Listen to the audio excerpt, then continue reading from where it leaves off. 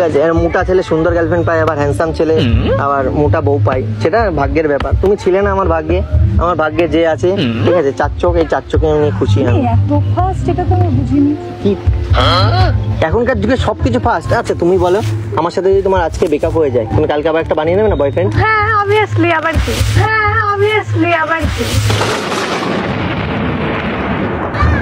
Perfect match, perfect match. তার মানে তুমি বিয়ে করোনি, তুমি ঢপ দিচ্ছ এখন নাকি? ঢপ কেন দেবো? সত্যি কথা বলবো বলে তো আসলাম, মজা করেছিলাম। তো মজাটাকে তুমি এত সিরিয়াস নিয়ে নেবে এটা বুঝতে পারিনি। দেখো কেমন লাগে, তুমি আমার সাথে করতে গেছো মজা, এখন পাচ্ছ তুমি সাজা।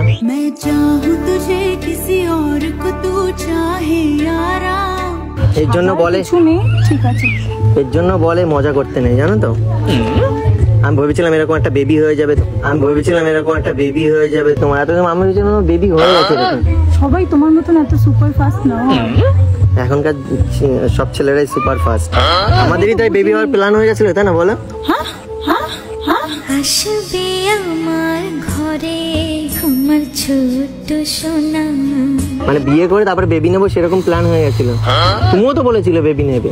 আমি কখন বলেছি আমি বেবি নেব? আমি মনে নেই, মনে নেই না। বিয়ে করেছি যখন একটা বাচ্চা কাচ্চা স্বপ্ন তো দেখতে হবে না? তুমি কি ভাবছিলে বিয়ে করবে বাচ্চা নেবে না? নাকি তোমার মাথায় কাজ করছে না জানি না। মাথায় কাজই করছে না আসলে। আমি ভাবতেই পারিনি যে মানুষটা এত বড় বড় কাঁপছো কেন তুমি? হাত পা কাঁপছে কেন এরকম তোমার? আমার লিটারালি ভালো লাগছে না। আমার মনে হয় আমার বাড়ি যাওয়া উচিত। হয়ে গেল তো, তোমার গার্লফ্রেন্ডকে দেখানো ছিল, আমি দেখে নিয়েছি, এবার আমার মনে হয় উঠি। আমি বলেছি তোমার হাজবেন্ডকে সঙ্গে করে নিয়ে আসতে, নিয়ে আসোনি কেন তাহলে? আমি বলেছি এটা আমি মজা করেছিলাম। সিঁদুর পরে মজা কে? আচ্ছা বউ সেজে সিঁদুর পরে আমাকে এসে বলেছে আমার বিয়ে হয়ে গেছে, মানে ফ্রেন্ডশিপ করেছিলাম, বলছে এরকম হাজবেন্ড বিয়ে হয়ে গেছে, তোমার সাথে আর মিশতে পারবো না, কথা বলতে পারবো না। তোমার এখন যেমন জিনিসটা ফ্রেন্ডশিপ হয়ে গেছে, তখন তো ফ্রেন্ডশিপ ছিল না, ঠিক তেমনই আমি দেখতে চাইছিলাম যে তুমি যে ব্যাপারটাকে এত সিরিয়াসলি নিচ্ছ, এত বড় বড় কথা বললে, বাড়ি যাবে, আমার বাবার সাথে কথা বলবে, তো দেখলাম কতটা এফোর্টস দাও তুমি।